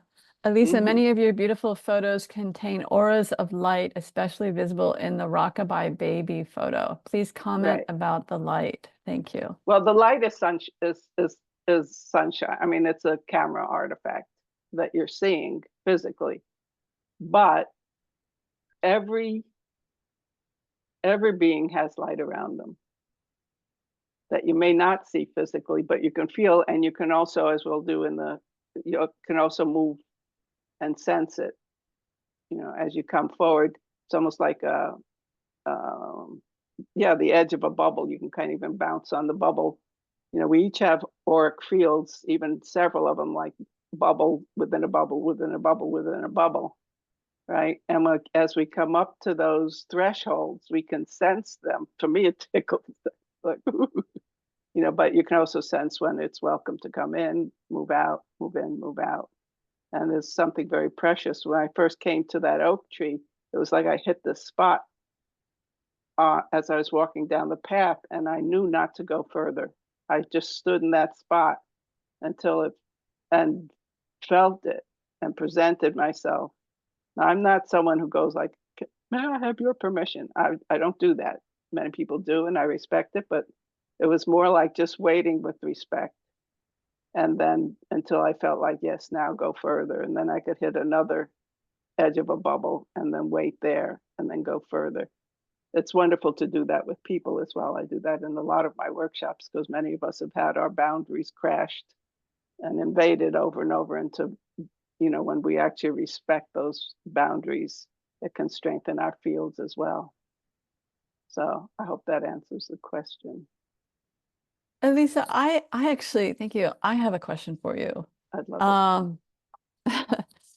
So these trees that you have connected with so profoundly are very mature trees. What I wonder, and I don't know if you have an answer to this, is were these trees selected from the moment they were a seedling to have that level of consciousness? Because you said you work with, again, the really mature ones. Did another consciousness come into the tree as it aged and became far more mature? Do you have any sense of that? You wanted to go quickly here. We're not going to go quickly with the I answer to that know, question I because know. It's it's a yes huge and all the question. above. It's all the Maybe above. we need to. For the most part, I would say that it's been only the larger, older trees that are in that soul level frequency that are spiritually awakened and communicative to a place where I can communicate with them. I don't think that's true for everyone. I've seen, because many people would come into the workshops and find a partner tree, like a partner for life, like my oak tree. Although now at this point I have many partners, but a partner for life. And there was a woman who partnered with a really young tree and was getting messages. There was another woman who partnered with a stump, a rotting stump, and she became so deeply involved in the life of all the bacteria and fungi and viruses that were breaking down this stump, and she was totally fascinated and partnered with the stump. So I do believe that there are reasons for most of us to come into relationship with other people and trees. There's not much difference. I mean, most of our DNA is the same. The trees have almost all the same hormones and neuropeptides that we do. Sometimes it's the left-hand molecule as opposed to the right-hand molecule. Even the chloroplast, the base of a chloroplast is iron. The base of a red blood cell is magnesium. Otherwise, they're not terribly different. We just breathe in and out opposite things. But the way I see a tree is that it's the whole. So many people say, "Oh, trees don't have brains and nervous systems, so they can't possibly be sentient." I don't believe that. I think the whole tree is a distributed nervous system. As I said, they have all the same chemicals. They do so many of the same functions, plus more. They can turn photons into food. For God's sakes, we have to eat them in order, or some portion of plants in order to get what they can do. They do more than we can. The difference is they are what they call sessile, which means they don't move physically anyway. Yeah, they can fly from dimension to dimension all over the universes, but physically they don't move. So you wouldn't want to have your brain in one trunk, because if it gets, if it falls, then you lose your brain. So everything is distributed. But as I said, different trunks can have different functions. Even the roots and the root ball can have different functions. And I have had many trees who've said, "We were lovers in previous lifetimes. I'm here because we knew you were coming." Right? For them, there's no difference moving through time and space. So I can meet a tree and it seems like we just met, and they know everything that's ever happened to me and everything I'm doing. They'll say, "Oh, when you said such and such at breakfast, we thought that was really funny." Or, "We watched with you, we weren't sure how you were going to make it through your mother." Right? And it's like, how do you know what I went through as a kid? Well, we just went there and we looked, and now we're there. So, Wow. I've met a 5,200-year-old yew tree, and which we didn't get to in the slides, who recognized the young man who was with me from when they were in India. Yeah, I've had quite a few trees said, yeah, we were lovers in previous lifetimes in various ways. And yeah, that the yew tree said that it came to see him 5,200 Wow. years ago. It came just to be Thank able to you. see him again. So I don't know if that answers your question or parts of it. What did I miss? It answers parts of it. Yeah, no, it's all good. It's a big question. So we have one more question from Right. Diane, and then I would love for you to lead the meditation, and then we'll Okay. gradually, slowly phase out. Okie doke. So the question is, so trees are polylingual, can speak the language of whomever is communicating with them, question mark. Do you hear words or question mark? I hear words, word for word, as I once in a while, like the whole concept will show up, you know, full bore. But for me, it's word for word. I do know people that do that thing of, you know, I get a feeling and I put my own words on it. To me, that's not direct enough, and I'm not a writer. I can't write, and I can't write fiction for being so. Um, and it's very fast. It's because they can read. Even scientifically, it's known that trees can read all the frequencies. They have to get through the seasons and everything that they do. You know, they're like scientists, but we only see a small band and hear a small band of light, color, and sound. They see the entire spectrum. That's in Diana Beresford Kroger's book, which is based, you know, it's just all the science stuff. So they can hear, just like that, the pine tree in New Zealand was listening through my mind to Brahms all month long, and now can listen when I'm playing the piano. They can read all the frequencies. And there's some point I said, does that mean you can watch TV? And they said, yeah, but most of it's crap.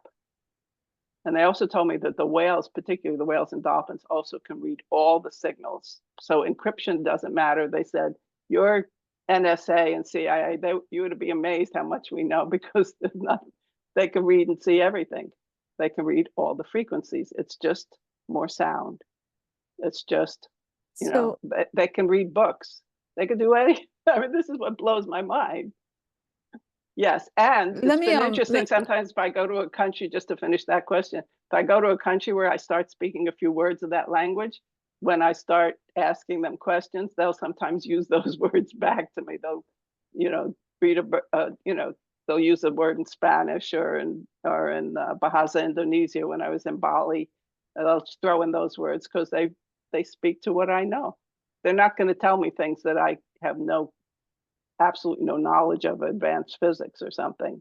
But if you know advanced physics, they may talk to you about advanced physics. Yeah, it's amazing. I just want to speak really briefly to that question too, is that I understand from really gifted animal communicator friends of mine, that it's a telepathic communication. So regardless of what language you speak, you hear it in your mind, in your language, if you're hearing it as in words. So it's whether they're polylingual, it's a communication that's telepathic. So it's not language based. No, but someplace Okay. in there it gets translated Okay. into Perfect. English or whatever language you speak. It's the whole thing's mind-boggling, let's face it. Yeah. So, Elisa, would you like to lead us on a meditation for those who wish to stay a little bit longer, Absolutely. and then we'll Mhm. close out? Of course, of course. Okay, we'll Thank do you. a short one, but it'll give you a little taste of what I do maybe at the beginning of a, a tree love workshop. I will say that when I give a tree love workshop, we practice these methods for an hour with each other before we ever approach a tree. And I would actually even prefer to work with a group for 6 months before we go to the trees. But we're going to do it as best we can in our mind's eye, which is in our inner world. And I mean, if you have a tree outside your house you want to go to, you're welcome to do that too. But I would suggest choose, if you haven't already, choose a tree that you already know and love, or maybe one of the ones you saw on the slides, but that you can actually walk all the way around this tree at a pretty good, fair distance. That's a nice way to do it. That's the ideal way. It doesn't have to be done. But since you're doing it in consciousness, you can fly around them too, so who cares? So here we go. All right, once again, I'm just going to ask for the light to be with us and work only for the highest good of all concerned.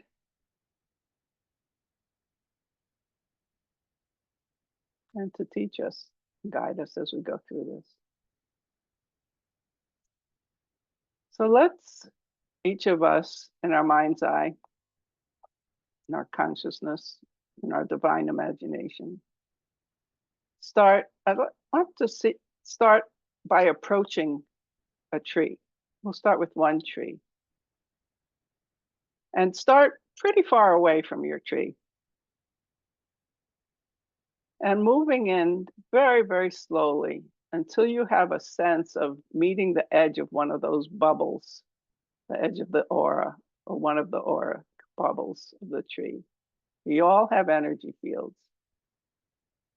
And just imagine and sense, see if you can even sense it in your body, in your throat. Many people feel energy at their throats or in their chests or in their wings. However you sense energy is however you do it. It's yours.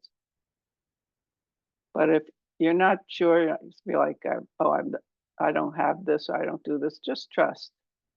Let yourself open to the possibility that you can meet the edge of this bubble. As I said, just bounce against it a little bit. Feel like this is the energy of this tree.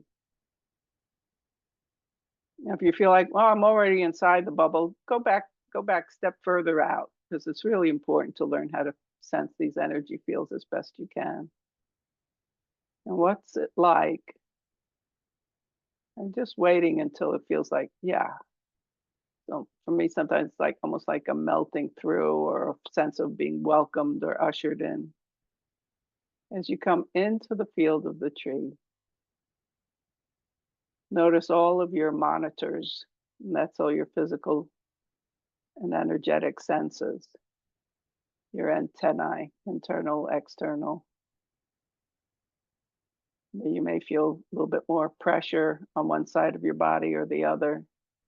You may feel something happening emotionally, sensations or words.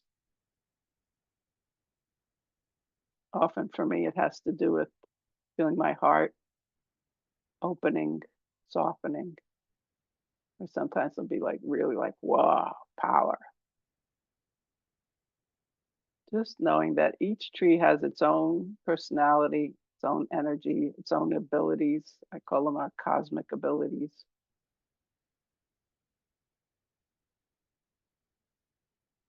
And then moving in further towards your tree again, being aware of all the sensations. Your skin may change, the light may change. When we're doing this physically, I suggest to keep the eyes open but soft, because we take in energy signatures through our eyes as well as visual. And then begin to move. Don't go too close to the tree, but move around it, like in a circle or wherever you feel drawn. Feeling what it's like, different distances from the tree, different angles, like facing towards the tree or a little bit rotated. The more you can allow yourself to sense and follow where that sense takes you, the more potent it is, the more precise you get the location, as I'll be explaining, the more potent this can be. And you'll find that trees have different things going on in different parts of their energy field, just as we do. We may have, our father stored in our front right and our mother stored in our upper left. Trees have the same thing. And they may have different functions that show up on different parts or sides of the tree. Just like in one place, I was able to go through a portal and meet a whale through my father mentor tree.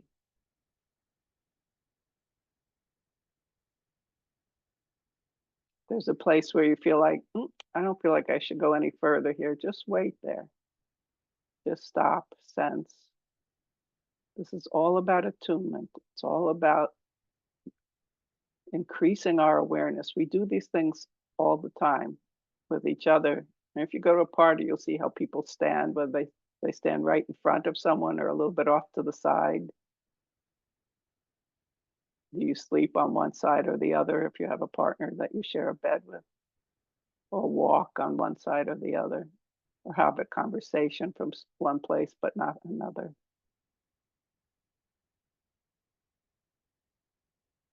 And as you get closer to the tree, again, moving, feeling what it's different, I'm going to just give you a couple of suggestions. We already did one where we found the place where we felt the most at ease or the most love.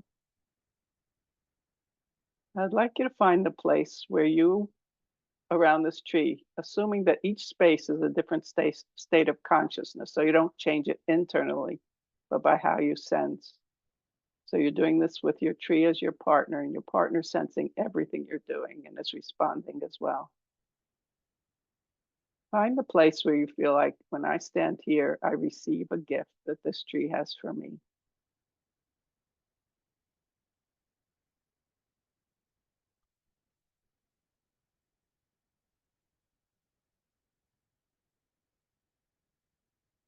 Some people have to wend their way there, and some people Hey, just know lady. where it is. You up there? Whoever that is, could you mute yourself? Thank you.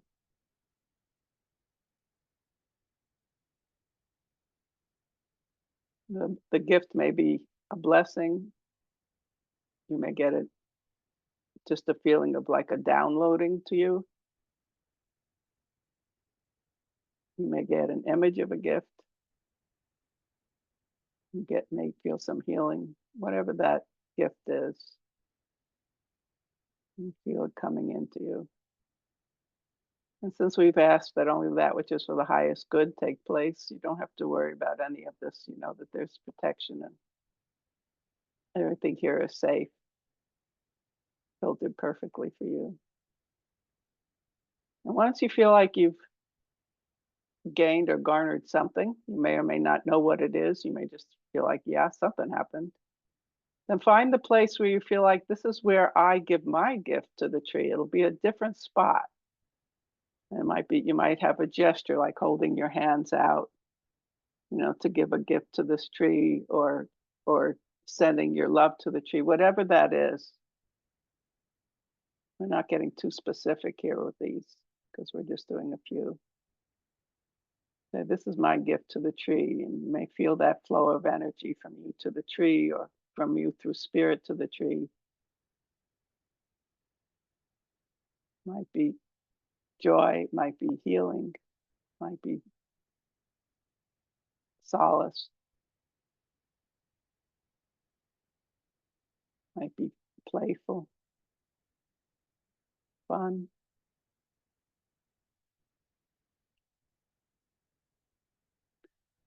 Now let's find a spot where you feel like you become much more aware, more acutely aware. Acute not meaning like distressful, but just more precise, aware of what this tree is doing. What is this tree's cosmic function? And trees may be working in myriad ways. Some trees are broadcasting, some are receiving energy, some are anchoring energy, certain energies into the earth. Some trees are working with those around them, just like that triple trunk tree had 3 different trunks doing 3 different functions. Some trees provide a space for a vortex of light, or a portal for beings to come in and out. Some trees are working with unimaginable distances, to connecting with other stars, to the vast repository, the universes. I've had trees that were portals for whales. I've seen trees that were just working with the children in the playground next to them. Trees who were guarding, trees who were refining, trees who were deciding what information goes through the multidimensional portal to what dimension or planet. Trees that were providing stability or peace. or like my kindliness and patience tree, which provides a long-term view, taking the wide stance.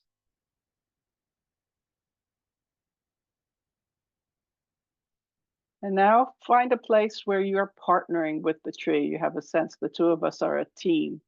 You may or may not know what the team is doing together, or you may get a sense of that. So see if you can find a place where it feels like, yeah, I slot into this place around the tree. We're paired, coupled. We're in a team, and we're functioning together spiritually. You may find this is very satisfying. For me, it's one of my life's greatest delights when we come into these partnerships. Sometimes there are abilities of our own that come forward when we're in partnership or in a group with others that don't come forward when we're just by ourselves or seemingly by ourselves.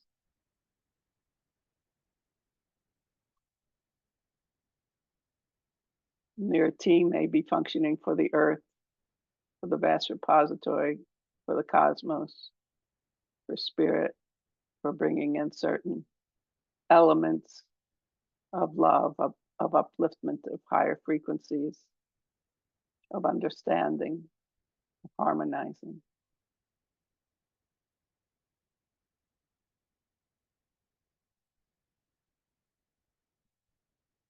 And once that feels full or complete with you, just relax. And then again, just find the place where you feel called to rest and rejoin our larger group here. If you feel like you didn't have any experience, forgive yourself, trust the process, trust your process. Let this work inside of you over the next days, months, years. And if you did, I do suggest writing it down before you forget it, because sometimes we go into states of consciousness that when we come back to our ordinary life, we lose track of them. And I think let's just open our eyes and come back into the group. Thank our partner trees,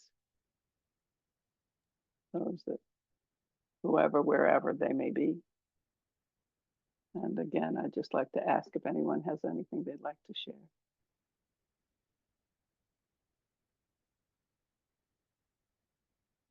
I think for the sake of time, Elisa, can we ask people to just put a word in the chat if they want to of That's a or a great plan. phrase of what they experience? Yeah, that's a great way to do it. Thank you.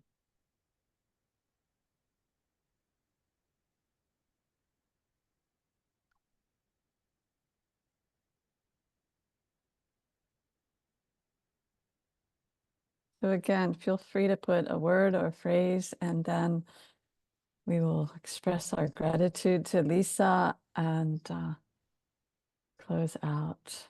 Yeah.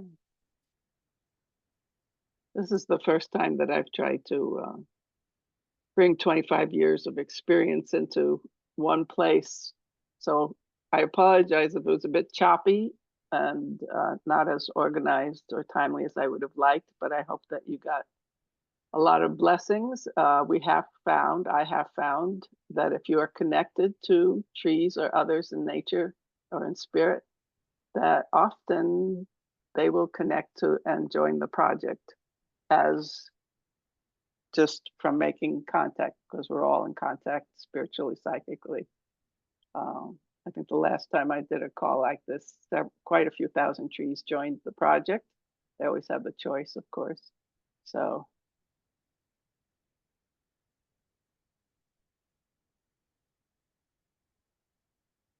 right now I get about 8,500 trees have joined the project as a result of connecting through consciousness to my beloveds. Okay, so I see some of the, yeah. You want to read them? Go ahead, and then we need to close out. Profound connection, thank you. Merged with the climbing tree, giant willow. I have several trees I talk to. My pair and I are paired for fun. Great. and my transformation tree. Wonderful.